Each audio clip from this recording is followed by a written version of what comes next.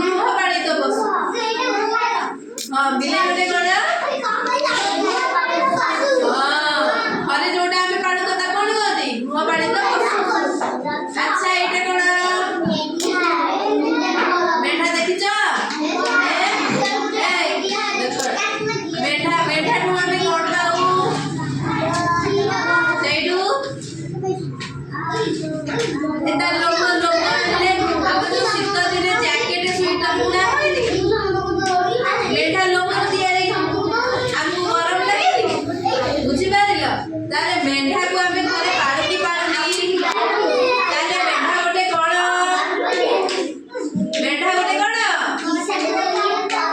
ଗୃହପାଳିତ ପଶୁ। Very good, ତାଳି ମାର। ଜାଣିପାରିଲେ? ବୁଝିପାରିଲ? ତାପରେ ଏଇଟା କଣ? ଏଇଟା ଛେଳି ଠାରୁ ଆମେ କଣ ପାଉ? ସେଇଠୁ ଆଉ କଣ?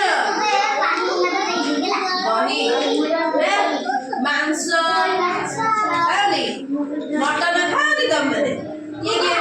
କିଏ ଖାଇଛ? ହାତ ଦେଖିଲ? ମଟନ କିଏ ଖାଇଛ? ହାତ ଦେଖ। ତମେ ଖାଇନ? ଖାଅନି? ସେଇଠୁ ତାପରେ ଆଉ ଏଇଟା କଣ? ଘୋଡ଼ା।